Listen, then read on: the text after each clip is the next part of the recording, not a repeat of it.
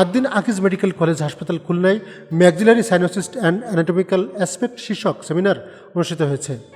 21 June 2022 মঙ্গলবার medical কলেজটির খান জাহান Ali lecture গ্যালারিতে anatomy বিভাগ কন্টিনিউ মেডিকেল এডুকেশন CME এর অংশ হিসেবে সেমিনারটির আয়োজন করে। এখানে মূল বক্তব্যের স্লাইড শো প্রেজেন্টেশন করেন অ্যানাটমি বিভাগের সহকারী অধ্যাপক doctor Sultana Razia. Anatomy of paranasal ear sinus.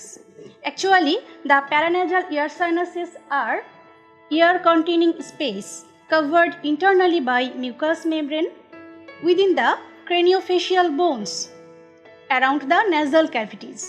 Commonest signs and symptoms of maxillary sinusitis are pain in around the face, teeth, eye and ear, also headache, postnasal drip, nasal strictures, halitosis and cough.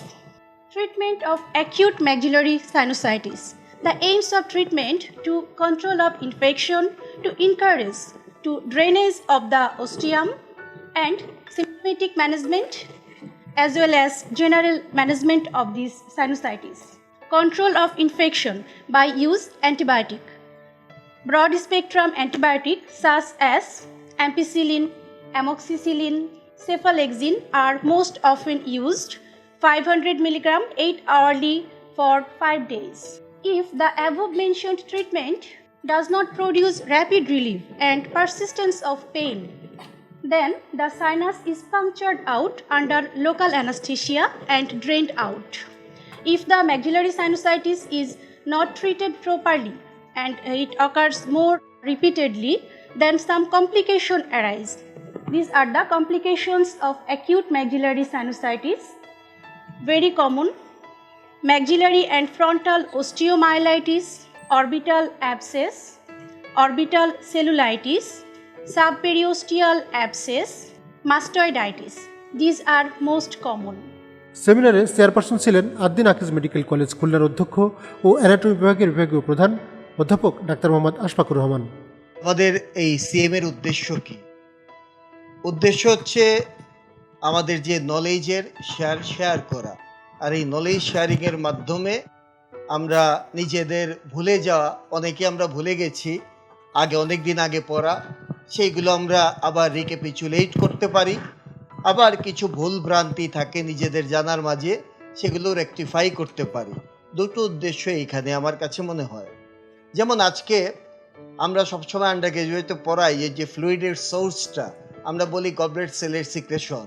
আজকে আমরা এই যে আমাদের গোলক Bihari sir, উনি এনটির head of the department, ওনার কাছ থেকে আমরা বুঝলাম এটা হচ্ছে ইনফ্লামেটরি এক্সুটেট।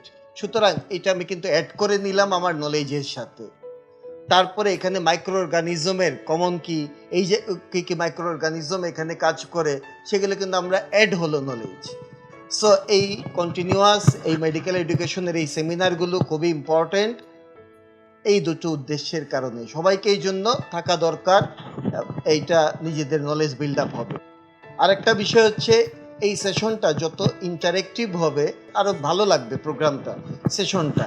আমরা আজকে স্টুডেন্টের পক্ষ থেকে অবশ্য আমি বুঝলাম যে আজকে ওদের মাত্র হেডনেক কার্ডটা শুরু হলো, এই জন্য ওরা সাহস করতে পারে নাই।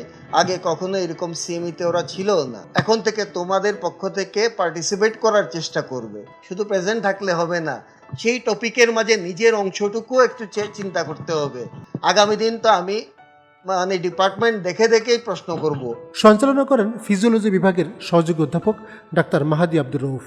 সেমিনারের আলোচ্য বিষয়ের উপর প্রশ্নোত্তর পর্বে অংশ নেন মেডিকেল কলেজটির উপাধ্যক্ষ ডাক্তার এহসানুল ইসলাম, হাসপাতালের উপপরিচালক ডাক্তার মোহাম্মদ বেলাল হুসাইন, ডাক্তার সর্দার জাহিদ হুসাইন ও ডাক্তার SM কামরুল হক সহ অন্যরা। প্রশ্নের জবাব দেন সহযোগী অধ্যাপক ডাক্তার গোলক বিহারী স্বর্ণকার, ডাক্তার রাজিয়া সুলতানা ও ডাক্তার মোহাম্মদ শাহিদুজ্জামান। সেমিনারে উপস্থিত ছিলেন মেডিকেল কলেজটির বিভিন্ন বিভাগের শিক্ষক শিক্ষিকা ও ছাত্রছাত্রীরা। নিউজনবিডি, খুলনা।